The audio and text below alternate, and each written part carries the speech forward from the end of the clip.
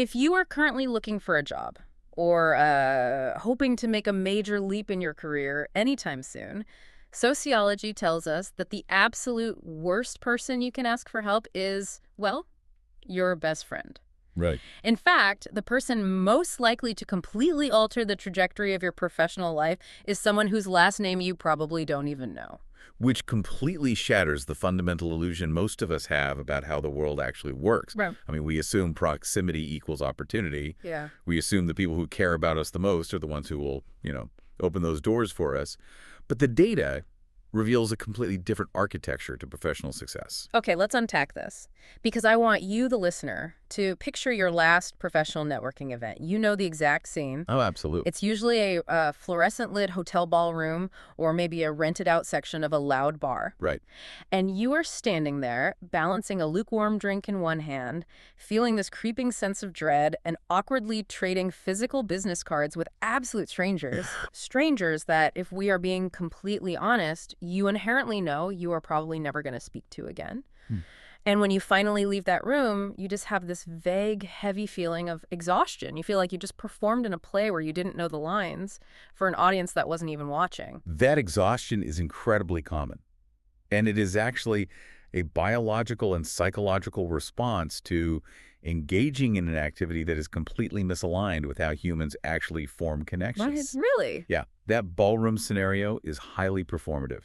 It forces you into a transactional posture, and functionally, it is entirely useless for building a sustainable career. Well, we are taking a massive stack of fascinating sociological research, behavioral psychology studies, and professional analysis today to look at exactly why that is. Our mission for this deep dive is to completely dismantle that traditional broken model of networking. The card hoarding, the mass LinkedIn requests, the exhausting mandate to, work the room. We are throwing all of it out. We are going to rebuild the concept of connection from the ground up to show you how a real network actually produces real career opportunities. And a critical pivot to make right at the start is forgiving yourself for the awkwardness. I mean, most people aren't actually bad at conversation. Right. They aren't inherently antisocial or completely devoid of charisma. They just fundamentally misunderstand what networking actually is, what it's designed to do, and the specific mechanics of how relationships in a professional context develop over a timeline. Yeah, it's like they're playing a complex game, but they have been handed the wrong rulebook entirely. Spot on. So before we can fix how you approach that game, we really have to dive deep into the underlying science of human connection. We need to look at the research that proves exactly why that old model of showing up and talking to 100 people in an hour fails so miserably. Well, it fails because it confuses a contact list with a network. Oh, that's a great way to put it. Right. The popular model, where you go to a massive industry conference, talk to the absolute maximum number of people possible, grab their details, and maybe send a generic automated follow-up. Which everyone hates getting, by the way. Exactly. That is a brilliant strategy if your only goal is to generate a static spreadsheet of people you know slightly. But a list is inert. It just sits there, doesn't do anything. It's dead. Yes. A real network is a living, dynamic ecosystem. It produces serendipitous opportunities, it offers professional development, and it creates a safety net. And the structural difference between a dead list and a living network is grounded in some incredibly robust foundational sociology. Which brings us back to that counterintuitive fact we opened with, the idea that your best friend is terrible for your career. This comes from a name that appeared heavily across our source material, Mark Granovetter. Granovetter, yes. His work from the early 1970s is really the bedrock of modern social network theory. Okay. He was a sociologist at Johns Hopkins, and he conducted a study in a suburb of Boston called Newton. Right, I remember reading this. Yeah, he interviewed hundreds of professionals, technical workers and managers, and he asked them a very straightforward question. How did you find your current job? And the results of that simple question essentially created an entirely new branch of sociology. He really did. Yeah. He found that roughly 56% of those people found their jobs through a personal connection, which, is entirely surprising. Sure. But what shocked the academic community was who those connections were. They weren't strong ties. They weren't close friends or family members. Wait, so who were they? The overwhelming majority of those career-defining connections were what Granovetter famously termed weak ties. Weak ties. Yeah. These were acquaintances, loose contacts, people the subjects saw maybe once a year or casually bumped into at an industry event. I want to pause here because this feels so entirely counterintuitive to how we are all raised. I mean, you would naturally think your best friend or your sibling or your college roommate would be the one to pull you up the ladder. Right. They love you. They want to see you succeed. They are highly motivated to help you. Their motivation is incredibly high, yes. Hmm. But here is the structural problem that Granovetter identified. Your strong ties share your exact world. Okay, what do you mean by that? Think about your best friend. They know almost all the same people you know. They consume the same media. They probably live in the same geographic area or operate in a very similar socioeconomic circle. So we're essentially looking at the same things. Exactly. You both swim in the exact same information bubble. Oh, I see. So if a job opening exists in their world, I probably already know about it because their world is my world. Precisely.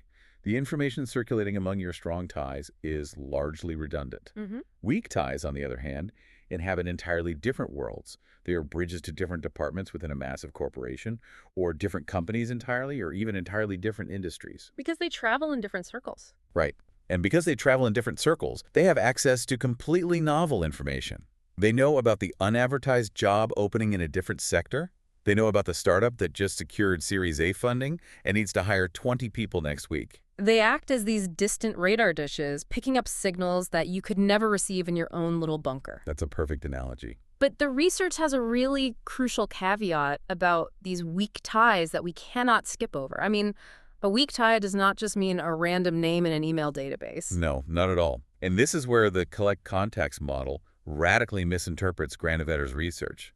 A weak tie must still be a genuine real tie. Right. It has to be a connection based on a real interaction, a shared value, or a moment of mutual understanding, however brief that moment was. Well, it's not just a LinkedIn click. Exactly. The qualitative difference between a weak tie, say, someone you had a really engaging 20-minute debate with at a panel discussion 6 months ago, and a zero connection, someone you just clicked connect with on LinkedIn without a single word exchanged, is immense. One is a dormant relationship with potential energy, Yes. and the other is literally just a digital data point. Exactly right. And this idea of weak ties acting as bridges ties perfectly into the second major sociological concept we need to explore, Ronald Burt and the theory of structural holes. Mm-hmm. Now, when I first read this in the sources, it sounded like an astrophysics term, like we were talking about dark matter or something. Right. It sounds very sci-fi. But it's actually about the architecture of human societies. It's a brilliant visualization of how power and information flow. Think of a professional network as a literal spider web. Okay. Within that web, you have dense clusters of people who all know each other very well. Let's use a corporate example. You have the engineering department. They all eat lunch together. They share the same Slack channels. They speak the same technical language. Yeah, they're their own little pod. Right. Then, over on the other side of the building, you have another dense cluster, the marketing department. They also have their own dense, interconnected web. But very often, there is absolutely no overlapping connection between the engineers and the marketers. They are completely siloed. That gap, that empty space in the network between two otherwise unconnected groups, is what Ronald Burt defines as a structural hole. So what happens when someone decides to step into that empty space? The person who steps into that hole, the individual who builds a bridge between those two dense clusters, gains massive, disproportionate advantages. Really? How massive? Well, Burt's research showed that individuals who span structural holes are paid more, they get promoted faster, and their ideas are adopted more readily than people who only stay within their own dense clusters. Why is that? What is the actual mechanism making them so valuable to the company? If you are the one individual who is trusted by both the engineers and the marketers, you become the exclusive conduit for information. Oh, You can take a highly technical concept from the engineers, translate it into consumer benefits, and hand it to the marketers. You create immense value simply by translating and transferring information across the void. and I imagine they remember that. Absolutely. The goodwill, the visibility, and the influence you build by being that bridge compounds exponentially over the course of a career. You essentially become the infrastructure of the network itself. You aren't just a passenger on the road, you are the toll bridge. I love that. It's a very powerful position to be in. But If bridging gaps and building these weak ties is so insanely powerful, the natural instinct for the listener is probably to say, great, I'm going to go build 1,000 weak ties. I am going to bridge every department in my industry. Which sounds great on paper. Right, which sounds great until we hit a biological brick wall called the Dunbar number. Yes. Robin Dunbar's work provides the necessary physical constraint to everything we just talked about. He is an anthropologist and evolutionary psychologist who spent a lot of time looking at primate brain sizes. He looked at macaques, chimpanzees, and other primates, and noticed a direct correlation between the size of a specific part of their brain, the neocortex, and the size of their social groups. And then he applied that to humans. He did. He took that ratio and extrapolated it to human brain sizes. And he arrived at a very specific, almost frustratingly small number. Roughly 150. Huh. Dunbar found that the human brain only has the cognitive processing power to maintain meaningful, stable social relationships with about 150 people at any given time. It's a hardware limit. It's not about lacking time or lacking charisma. Your brain simply runs out of RAM. You physically, cognitively cannot maintain a meaningful reciprocal relationship with 500 or 1,000 people. Right. I mean, you can certainly recognize their faces, you might recall their names if prompted, but you cannot hold in your mind the vital contextual data required for a real relationship. What they care about, what their current projects are, what their fears are, and how you relate to them historically. So having 5,000 LinkedIn connections. If your networking strategy is to maximize your total capacity to 5,000 LinkedIn connections, you are fighting millions of years of evolutionary biology. The strategy has to be optimizing your 150. Reading through this, I kept picturing the difference between a compulsive hoarder and a high-end museum curator. Oh, I like that. Yeah, collecting 500 random business cards or thousands of digital connections is just hoarding. You're stuffing people into a mental drawer, hoping one day they'll be valuable to you. But when you actually need something, you can't even remember what you have. It's just a pile of junk. Exactly. But optimizing for your 150 Dunbar limit, that is like curating a world-class art gallery. I think we can take that analogy even further. A curator doesn't just randomly hang paintings. They deliberately select which pieces belong in the gallery based on how they complement one another. Right. They group them thoughtfully. They make sure each piece is cared for, dusted, and displayed in the right light. They're optimizing for the overall quality and cohesion of the collection, not the sheer volume of canvases they can cram into the building. So wait, let me push back on this, or at least represent the anxiety of the listener here. Go for it. Let's say you go to a massive 3-day industry conference in Las Vegas. There are 5,000 people there. Your company spent $3 grand to fly you out. Right. You feel this intense, almost suffocating pressure to justify the expense, work the room, and meet everyone. Are we literally just wired to fail at that? Because that is the expectation of every corporate environment I've ever seen. If your goal or your boss's mandate is to leave that conference with 100 new, meaningful connections, then yes, you are biologically guaranteed to fail. Wow. The deep anxiety and exhaustion you feel at those events is the friction between your evolutionary cognitive limits and terrible modern business advice. So what's the solution? The solution is to completely and radically shift your internal metric for success. You do not go to a conference to meet everyone. You go to a conference to find 2, maybe 3 specific people who you genuinely connect with, who spark your curiosity, and who you eventually want to invite into your curated gallery of 150. Which is such a massive relief. It completely lowers the blood pressure of the entire networking experience. You're just looking for 3 interesting people. Exactly. But this brings us to the next massive question in our sources. Since our cognitive capacity limits us to about 150 of these meaningful connections, how do we actually optimize those relationships? Right. Because according to the research, you optimize them by entirely flipping your approach from extraction to contribution. And this transition is where most professionals stumble. Yeah. Because it requires unlearning everything business culture has taught them. Yep. The typical transaction model, what we call the extractive model, operates on a very simple, selfish loop. I go to an event, I ask people for things, and hopefully I get things. I want a job referral. I want venture capital funding. I want a discount on your software. Basically, what can you do for me right now? Exactly. And operating that way exhausts everyone involved. It feels gross and manipulative to do, and it feels defensive and draining to be on the receiving end Yeah, of. nobody likes that feeling. But Adam Grant, a phenomenal organizational psychologist at Wharton, researched what he calls the giver model of professional relationships. The foundational truth of human society is that all professional relationships are built on reciprocity. Okay. But the mechanism that changes everything about how you build a network is that the timing of that reciprocity is deeply asymmetric. Okay, asymmetric timing. I need you to break that down for the listener, because it sounds like we were saying it's not a one-for-one trade in the moment. It is the exact opposite of a one-for-one trade. In Grant's framework, you have matchers and you have givers. Matchers and givers. Right. A matcher operates on quid pro quo. If I do a favor for you today, I expect you to do a favor of equal value for me next week. It's a closed accounting ledger. Very transactional. Yes. But a giver operates with asymmetric timing.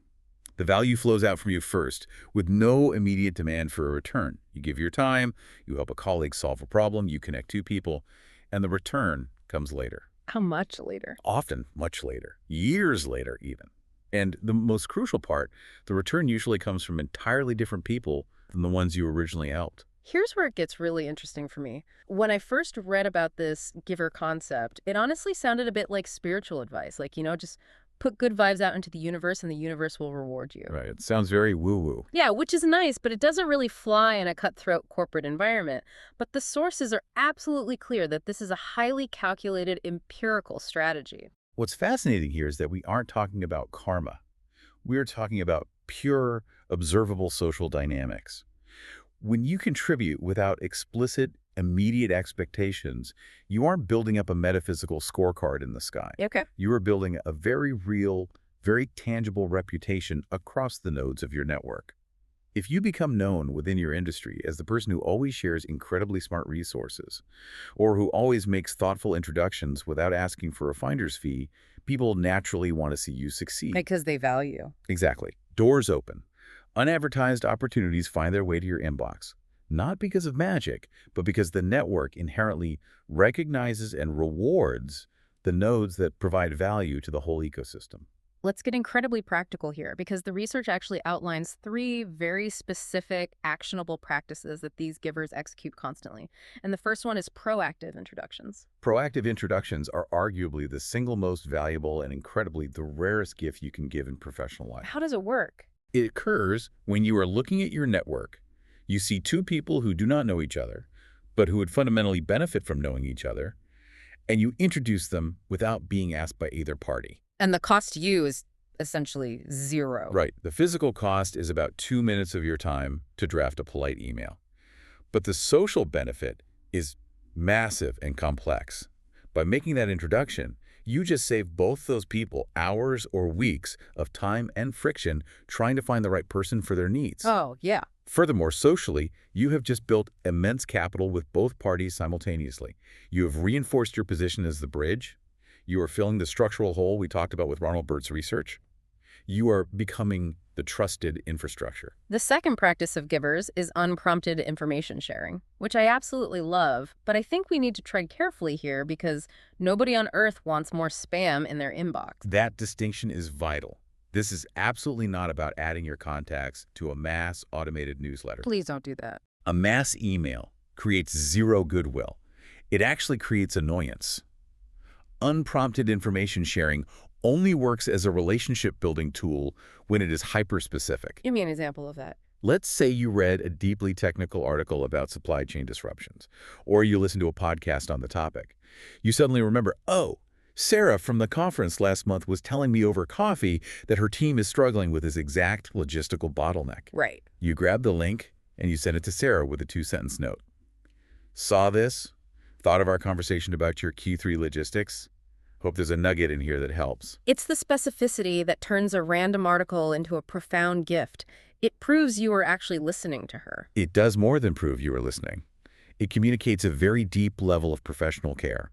It says, I see you. I remember the specific problems you are facing, and even when you aren't in the room, I am actively looking out for solutions for you. That's huge. That is how you cement a weak tie into a permanent fixture in your Dunbar 150.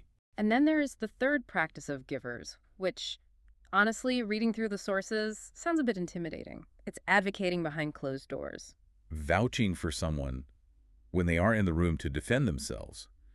It is the most powerful form of contribution you can make, Precisely because it carries the highest social stakes. Because your own neck is on the line. Exactly. When you sit in a meeting with a hiring manager or a potential client and you say, I know this person and their work is absolutely exceptional, you should hire them, you are actively risking your own professional credibility on their future performance. You are taking your own hard-earned casino chips and putting them on someone else's number. If they fail, you look bad. Exactly. And because it carries that genuine risk, it carries immense weight. It is the ultimate sign of trust. Yeah, that makes sense. And here is the beautiful part of the social dynamic. When the person you advocated for eventually finds out what you did, and they almost always find out because people love to share good news, the loyalty and trust that creates in them toward you is practically unbreakable. Okay, but I have to stop you here and push back. Sure. I am trying to put myself in the shoes of the listener who is grinding away at a 50-hour-a-week job. Listening to this, making proactive intros, finding specific articles to send to people, vouching for acquaintances in high-stakes meetings, isn't giving without expectation just a fancy way of saying working for free. I hear that a lot. How does the listener avoid becoming a professional doormat, where aggressive takers in their industry just exploit them for introductions and knowledge? It's the most common and justified fear people have when they hear Adam Grant's theories, but it fundamentally misunderstands the strategy. Being a giver, in the highly effective sense, does not mean being indiscriminate with your time. It doesn't mean doing other people's actual work for them or staying up until midnight fixing their spreadsheets. It means being extremely generous with things that have high value to the recipient, but very low cost to you, like a 2-minute email introduction or sharing a piece of specialized knowledge you already possess. You aren't being a doormat, you are strategically building the infrastructure of trust. But what about the vampires? The people who just take and never reciprocate? That is the other half of the strategy. A master networker pays acute attention to how people respond to these gifts. So you're watching them? Yes. If you make 3 introductions for someone over a year, and they never once say thank you, and they never once offer to help you or anyone else, well, you have identified a chronic taker. And what do you do with them? Part of curating your 150-person gallery is quietly, professionally removing the takers to make room for people who understand reciprocity. You test the network with small gifts, and you invest heavily in the nodes that respond well. That makes total sense. You are actively filtering the network while you build it. So shifting to this giving-first mindset doesn't mean you take a vow of poverty and never get to ask for anything. Not at all. In fact, the sources make it explicitly clear that to realize the actual value of having a network, you must ask your network for help. But, and this is a massive but, the success of your ask depends entirely on its specificity. Vague networking is the absolute death of connection. It is the fastest way to get ignored. And we are all so guilty of it. I want to deconstruct the most classic, ubiquitous phrase in the history of corporate email. Let me know if there's ever anything I can do for you. Oh, yes? We put it at the bottom of every message. We say it as we shake hands. We think we are being incredibly gracious and generous. Why is this phrase actually terrible? Because while it sounds generous to the person saying it, it actually shifts an immense, exhausting cognitive burden onto the recipient. Think about it from the perspective of the person receiving that offer. You and I barely know each other. We are weak ties. Now, to take you up on your offer, I have to sit down and invent a task for you. Oh, right. I have to evaluate what your specific skills are, figure out what I currently need, and then try to mentally calculate if my request is too big and will offend you or too small and will insult you. That is heavy executive function work. I have to do a full risk assessment just to ask you a favor. Exactly. So what do people do when faced with that cognitive burden? They take the path of least resistance. They smile. They say, thank you so much. I appreciate that. And they never, ever ask you for anything. It's like sitting down at a table in a nice restaurant, and instead of handing you a menu, the waiter just stares at you and says, tell me what food you want me to bring you. That is a perfect analogy. The waiter is going to stand there while you are completely paralyzed. You have to think, well, what kind of food do they even have in the kitchen? Are they good at making pasta? Do they have fish? What's my budget? You've caused total confusion and anxiety. But if the waiter hands you a menu and you order a specific dish, I'll have the steak, medium rare, you get immediate results. It's the exact same dynamic with networking. It is the exact same dynamic. Right. And the exact same problem applies in reverse when you are the one reaching out and asking for help. The absolute worst offender is the phrase, I'd love to pick your brain, or its cousin. Let's grab a coffee so I can learn from your experience. Oh man, the pick your brain email. Every time I get one, I physically cringe. It just sounds painful, like a zombie attack. It's a terrible phrase, but more importantly, it's an impossible request for the recipient to evaluate. The busy professional receiving that email has absolutely no idea what the outcome of that coffee meeting will be. Right. They don't know how much preparation you expect from them. They don't even know what specific topic you want to cover. Will this take 20 minutes or 2 hours? A vague ask almost universally leads to silence or a polite decline, because the cost of figuring out what you actually want is much higher than the perceived benefit of helping you. So the antidote to all of this confusion is what the sources call the power move, the specific ask. Walk us through the mechanics of this. Give me the exact formula for an ask that actually gets a yes from a busy person. A highly successful ask defines 4 very clear parameters, instantly removing all cognitive burden from the recipient. First, you define the exact time commitment. Could I ask you for exactly 15 minutes? Okay, 15 minutes. Second, you define the format, over a phone call, or if it's easier, just via a quick email exchange. Third, you define the highly specific topic. I'm trying to understand the transition from the agency side to the client side in corporate marketing. And the fourth. And fourth, you define the effort required. I just have 3 specific questions I'd love your perspective on. That is surgically precise. I want 15 minutes on a call to ask 3 questions about agency transitions. But let me challenge this. Is 15 minutes actually enough time to build any sort of rapport? It can be. I feel like the first 5 minutes of any call are just saying hello, asking about the weather, and settling in. If I only have 15 minutes, aren't I just rushing them off the phone? Yeah. Doesn't that feel more transactional than a leisurely coffee? It might feel slightly rigid to you, but to a busy executive, it feels deeply respectful. You aren't asking them to be your best friend. You're asking for their professional insight. By constraining the time, you lower the barrier to them saying yes. Ah, I see. And frankly, if the conversation is incredibly engaging, they have the power to extend it. But you must stick to the 15-minute promise unless they explicitly say, take your time, I'm enjoying this. That makes sense. The specificity allows them to read the email and evaluate it in 5 seconds. They know what they're signing up for, they know they have the expertise, and they know exactly when the obligation ends. Specific asks get responses. Vague asks get archived. But there is a massive trap hiding in this section of the research. Even if you craft the most perfectly specific ask in the world, there is a toxic way to ruin it by retroactively turning a past gift into a transaction. This is one of the most common and, frankly, most destructive faux pas in professional networking. It's the implicit obligation trap. How does it sound? It sounds something like this. Hey, John, I introduced you to those 3 venture capital investors last year, and now I really need a massive favor from you. Oof. Just hearing you say that makes my skin crawl. It completely ruins the memory of the original introduction. It makes me feel manipulated. Because you were. Yeah. If we connect this back to the bigger picture of what we discussed regarding Adam Grant's givers, true contribution has to be unconditional. Right. If you explicitly tie a past favor to a current demand, you are revealing to the person that your past gift wasn't a gift at all. It was an invoice. It was a loan, and you were just waiting to collect the interest. That's a great way to put it. It damages the trust in the relationship instantly, because now they will suspect the motives behind anything you ever do for them in the future. So how do you ask someone for help if you have genuinely helped them in the past without making it sound like a mob boss calling in a debt? The clean professional approach is to base your ask entirely on the current strength of the relationship, completely ignoring your past favors. You don't even mention them. Really? Just ignore it. Yes. You say, John, I know you are well connected to the engineering team at Company X. I'm currently looking for an introduction over there, and I thought you might be willing to make it, but only if you feel completely comfortable doing so. Wow, that's much better. You acknowledge their absolute discretion to say no. You do not hold their past over their head. The irony is, if they are a good person, they already remember that you helped them last year. You don't need to remind them. Let their own sense of reciprocity do the work. Okay, so let's transition. Let's say you've made a great specific ask, or maybe you've just given a great proactive give, like an intro. Right. How do you keep that connection warm over the next 2 years without constantly needing something? Right. Because we all have that one contact. You see their name pop up in your inbox, and before you even open the email, your brain groans. You sigh heavily because you just know they want a favor. You're describing the transactional appearance.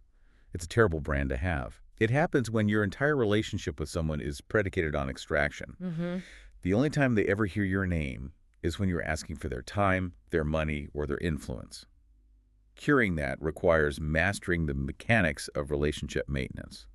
Which means low stakes, no ask contact. What are the best methods to execute that without being an annoyance in their inbox? The sources highlight 4 highly reliable methods. Mm. The first is the congratulations message. It takes 30 seconds. Okay. You see on LinkedIn that someone got a promotion or they published an article or their company hit a funding milestone. You send a quick 2-sentence note acknowledging it, expressing genuine warmth, and attaching absolutely 0 asks. No sneaky requests. No, let's catch up. No, can you look at my resume? Just congratulations on the launch. Thrilled for your team. The goodwill that generates is wildly disproportionate to the time it takes to write. Right, because 90% of people who send congratulations immediately pivot to, by the way, since you're VP now, can you hire my nephew? Exactly. The lack of an ask is what makes it powerful. The second method is sharing relevant content, which we already touched on with the hyper-specific articles. Got it. The third method is the specific check-in. This is incredibly powerful. You send a message saying, hey, I was just thinking about you. How is that massive software migration project you mentioned you were stressing about last month going? That is so good because, again, it proves you're actually listening to them. It moves the relationship past surface-level pleasantries and into their actual day-to-day reality. It shows they matter to you as a professional beyond the immediate transaction. And finally, the fourth method is the annual touch point. How does that work? For people in the outer rings of your 150 universe, the weak ties you don't interact with daily. Use a birthday, a work anniversary, or an annual industry holiday party to just say hello. It keeps the peripheral connection warm enough that if you do need to reach out in 2 years, it isn't completely out of the blue. Okay, but let's talk about the elephant in the room. This all works great if you already have a relationship to maintain. What if you don't? What if you are starting from absolute zero, staring at the email address of someone you desperately want to talk to? Cold outreach. Cold outreach is where most professionals freeze up entirely. Hmm. Or worse, they send something absolutely terrible. Cold email usually fails because it commits all the sins we've discussed. It's vague, it is entirely focused on what the sender wants, it asks for way too much time, and it offers absolutely nothing of value in return. But the research provided a literal 4-sentence formula for cold outreach that actually works. And I want to build this organically. Let's say I'm a young data analyst and I want to transition into healthcare. I find a senior director at a health tech company. How do I start? Sentence 1 has to establish who you are and your relevance immediately. You have to clear the credibility hurdle. I'm a data analyst at Company X, currently exploring a transition into healthcare analytics. Okay, they know I'm not a spam bot. What next? Sentence 2 is what you specifically want. It must be time-bounded and clear. I'm hoping to ask you 3 brief questions about your own transition into health tech over a quick 10-minute email exchange. Sentence 3, which I think is the absolute magic of this formula. Sentence 3 explains why you thought of them specifically. This cannot be a generic copy-paste. It has to be genuine. Right. I recently read your published article on predictive modeling in rural hospitals, and your approach to data privacy completely shifted my perspective on the industry. It has to be flattering, but it must be rooted in fact, not sycophancy. And the final sentence to close it out. Sentence 4 is what you can offer in return.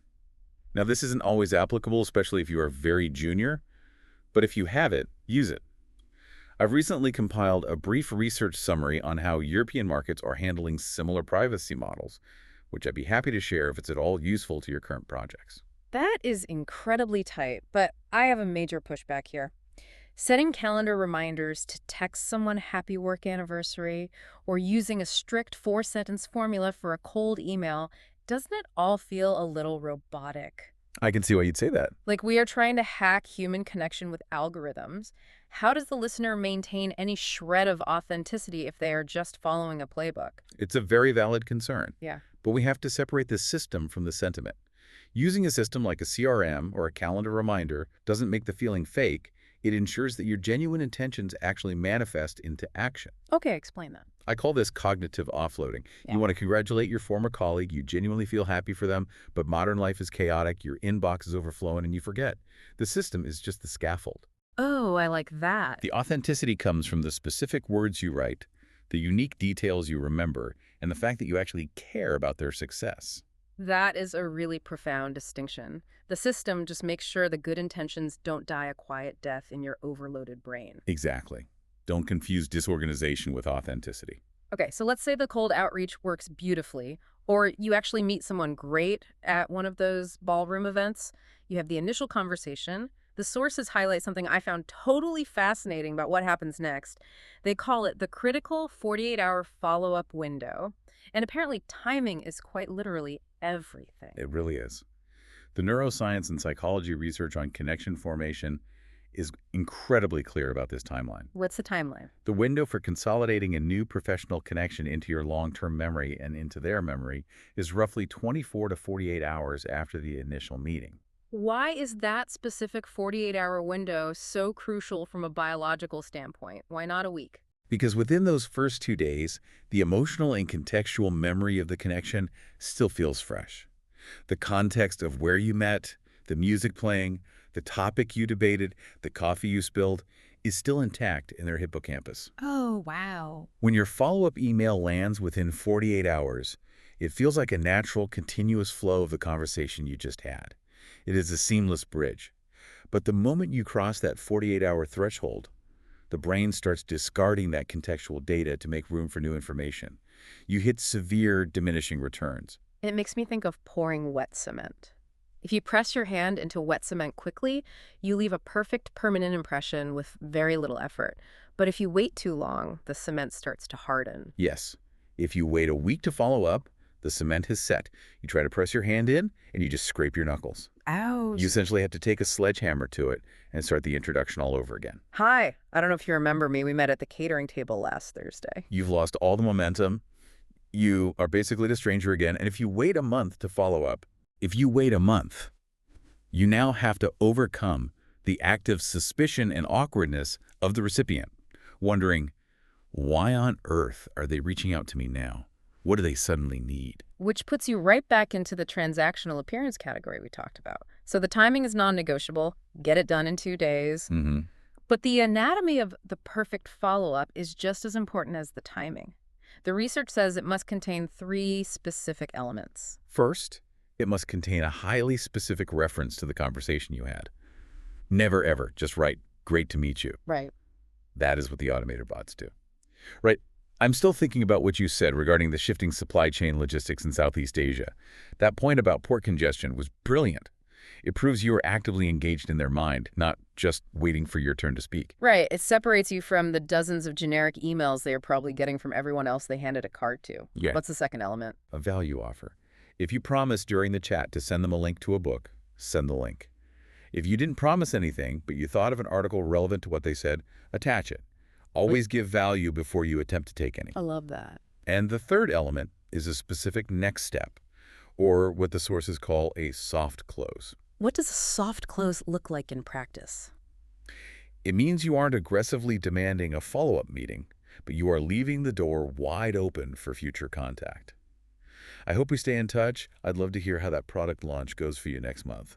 And crucially, what should absolutely not be in this 48-hour follow-up email? An immediate heavy ask.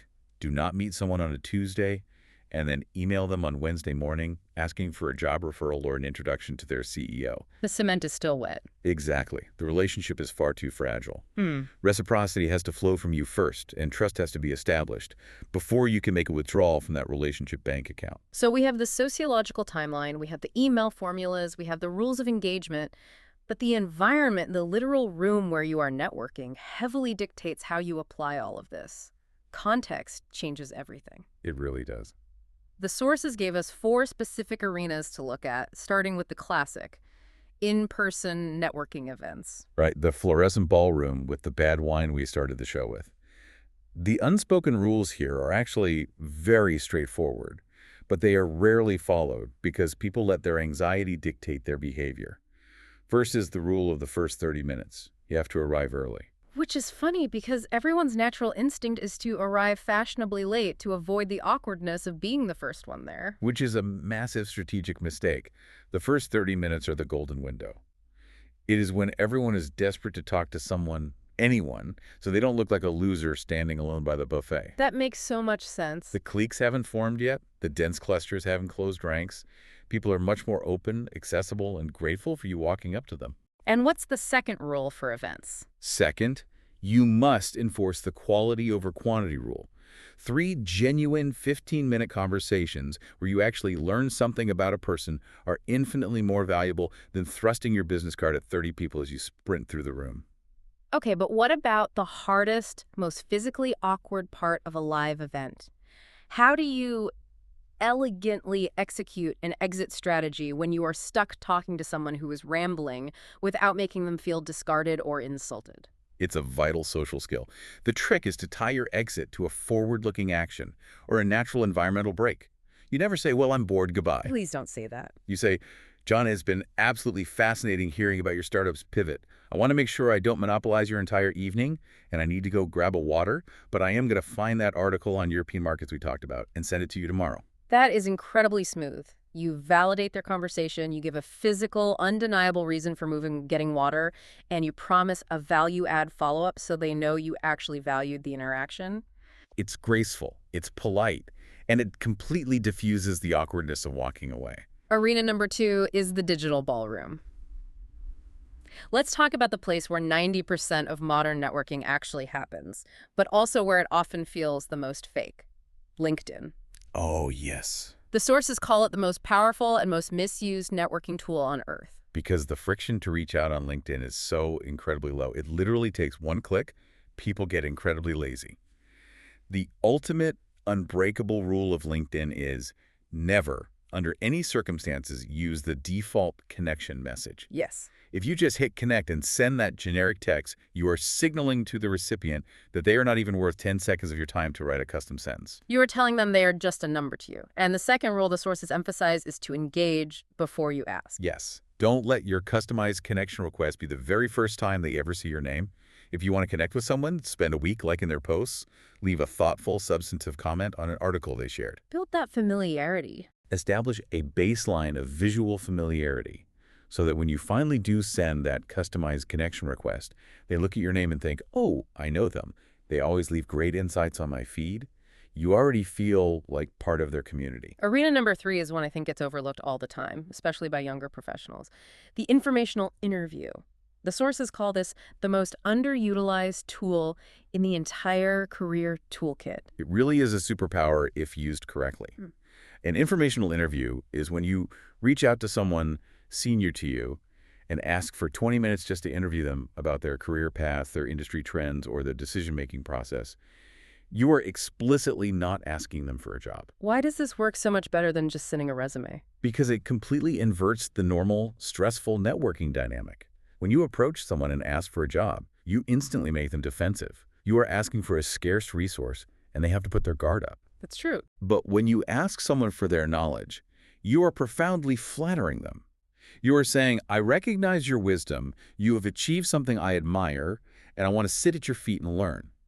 People love that. Human beings are inherently vain. Most people absolutely love talking about their own journey and sharing their hard-won advice. Yeah. But there are strict, non-negotiable rules. Such as? You must state explicitly in your outreach that you are not job hunting. You must prepare extremely well-researched questions so you don't waste their time. And you must ruthlessly respect the clock. If you ask for 20 minutes, you start wrapping up the call at 19 minutes. Which proves to them that you are a consummate professional who respects boundaries. And the final context arena we need to cover is alumni networks. This relies on the psychological shortcut of shared experience. When you went to the same university as someone, or even if you just worked at the same massive corporation early in your careers, it dramatically reduces the friction of cold outreach. But you have something in common. The research shows that alumni are consistently and significantly more willing to help strangers who share that specific background. It establishes immediate tribal trust. You are vastly underusing your network potential if you aren't filtering your LinkedIn searches by your alma mater. So context isn't just where you are, it's also who you are talking to. Status and hierarchy completely dictate the flow of social capital. And this brings us to what the sources call the hierarchical compass, the distinct strategies for networking up, across, and down. Almost all traditional networking advice focuses exclusively on networking up, trying to connect with the CEO, the senior partner, the venture capitalist who can write the check. And the rules for networking up are pretty unforgiving, really. Very unforgiving. When you are networking up, you have to realize that the senior person's time is their absolute scarcest resource. Your asks must be incredibly proportionate, your emails must be brief, and the value exchange, even if it's asymmetric, must be real. You cannot waste a single minute of their time with vague requests. But the sources suggest that focusing all your energy entirely on networking up is a massive career-limiting blind spot. This raises an important question. Why do we so often neglect our own peers? Networking across is arguably the most important direction on the compass for long-term success. Because the people sitting in the cubicles next to you today are the decision makers of tomorrow. Exactly. The stressed-out junior analyst sitting next to you today is the VP of Finance in 10 years. Peer relationships have the longest investment horizon. Wow, yeah. They are the most sustainable, authentic form of connection because there is zero power imbalance early on. You can be vulnerable with a peer, you can admit when you don't know something, you can learn together, share resources, and eventually you rise through the ranks together. By the time they have power, your trust is already decades deep. And then there is networking down, engaging with people junior to you. The sources call this the most counterintuitive strategy of all. Why should a busy mid-level manager spend their limited time helping a 22-year-old intern who has absolutely no power to help them in return? Because investing downward builds a network of fierce, unquestioning loyalty. When a senior professional takes the time to genuinely mentor, advocate for, and connect a junior colleague, that junior person never, ever forgets it. And the reality of modern career trajectories is highly unpredictable. The junior associate you mentor today might end up founding the startup you desperately want to work for in 5 years. They might become the client you need a favor from in a decade. I love this framing. It forces you to think of your career not as climbing a solo rickety ladder where you are only ever staring at the rungs above you. Think of it as moving up in a cohort. A cohort, exactly. A massive web that rises together. The people beside you and the people below you form your actual safety net. If you only ever look up, you have absolutely nothing to catch you if you slip. That is a phenomenal way to visualize it. By networking across and down, you are building the structural integrity of your entire career. So we have covered the sociology of Granovetter and Burt, the biological limits of Dunbar, the psychology of grants givers, the exact email formulas, the context, and the hierarchy. Let's pull all of this vast theory together into the real world. The sources provided 5 daily behaviors, the compounding habits that master networkers use to actually execute this and win over the span of a career. These are the daily habits that look totally unremarkable on any given Tuesday. They aren't flashy, but executed consistently over 10 years, they make you professionally untouchable. Okay, let's hear them. Habit number 1. Habit number 1, they keep track. This goes back to what you said about cognitive offloading. They don't rely on their memory. Nobody's memory is good enough to beat the Dunbar limit without help. Master networkers use a system. It could be a dedicated, expensive CRM software. It could be a complex Excel spreadsheet. Or it could just be a really well-organized notes app on their phone. Just something. Right. But after a conversation, they take 2 minutes and write down the details. The partner's name, the specific project they are stressed about, the hobby they mentioned, the names of their kids. When they follow up 6 months later and ask, hey, how did your daughter's soccer tournament go? It feels like absolute magic to the recipient. But it's not magic, it's just disciplined record keeping. Habit number 2, they show up. Consistency. We live in a professional world of flakes. People constantly RSVP yes to things and then back out at the last minute because they are tired or busy. Guilty. Simply being the person who actually shows up, who makes the introduction they promised to make, who attends the small event they said they would, that baseline reliability generates massive social value all on its own. It's the lowest possible bar, but somehow it is the hardest one for people to clear consistently. Habit number 3, genuine curiosity. This is critical, and it cannot be faked long-term. Master networkers do not perform interest. They don't just nod and wait for their turn to talk. They actually find other human beings genuinely interesting. So they ask better questions. Yeah. Because they possess that curiosity, they ask deeper, better follow-up questions. And when you ask someone a truly insightful question about their life or their work, you make them feel seen. And making someone feel deeply seen and understood is the most powerful relationship-building signal in human psychology. Habit number 4, they think in networks. This brings us full circle back to Ronald Burt and structural holes. An amateur meets someone new and immediately thinks, how can this person help me? Right. A master networker meets someone new, immediately scans their mental CRM, and thinks, who in my existing network needs to meet this person? They're constantly trying to bridge gaps. They actively want to be the conduit. And the final habit number 5, they play the long game. The very best, most lucrative professional relationships take years to produce a tangible return on investment. Master networkers know this in their bones. They invest heavily in relationships with absolutely zero expectation of a short-term return. They build the well long before they are thirsty. So that when the day comes that they finally do need something, they lose their job, their company goes under, they need funding, the network activates immediately to catch them.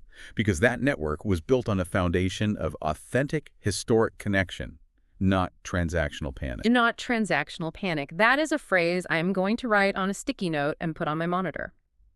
Okay, we have covered an immense amount of ground today. Let's do a quick recap for the listener to cement it. Good idea. We've moved away from the exhausting transactional taker mindset where networking is just aggressively collecting business cards like a hoarder. We've embraced Adam Grant's asymmetric giver mindset, making proactive intros, sharing highly specific information, and vouching for people behind closed doors. We learned the exact 4-part formula for a specific ask, so we never again send an email vaguely requesting to pick someone's brain. We talked about keeping ties warm without always needing a favor, the absolute critical biology of the 48-hour follow-up window, and respecting the different strategic rules for peers, mentors, and junior colleagues. It really is a complete fundamental paradigm shift in how you view other professionals. It changes everything. So what does this all mean for the listener when they wake up tomorrow morning and open their laptop? Well, I want to leave everyone with a final, slightly provocative thought to ponder. It's something we haven't explicitly stated yet, but that naturally flows from all this sociological research. We spend so much time and anxiety worrying about our own resumes. We worry about what we know. We worry about who we know. Right. But what happens to your career trajectory, and frankly, what happens to your entire industry, if you wake up tomorrow and realize that the ultimate professional currency isn't what you know, or even who you know, but it is entirely about how you make the people you know feel about each other. Oh, wow. If you become the trusted catalyst that makes two other unconnected people trust each other, your value to the network becomes infinite. You become the infrastructure. I love that so much. Thank you all for joining us on this massive deep dive. Our challenge to you this week is simple. Do not wait for the next awkward hotel ballroom event to start building your gallery. Shift start now. Go out tomorrow and make just one proactive, unprompted introduction. Send that specific article to a weak tie. Fill a structural hole, because your real network is waiting for you to start building it. Until next time.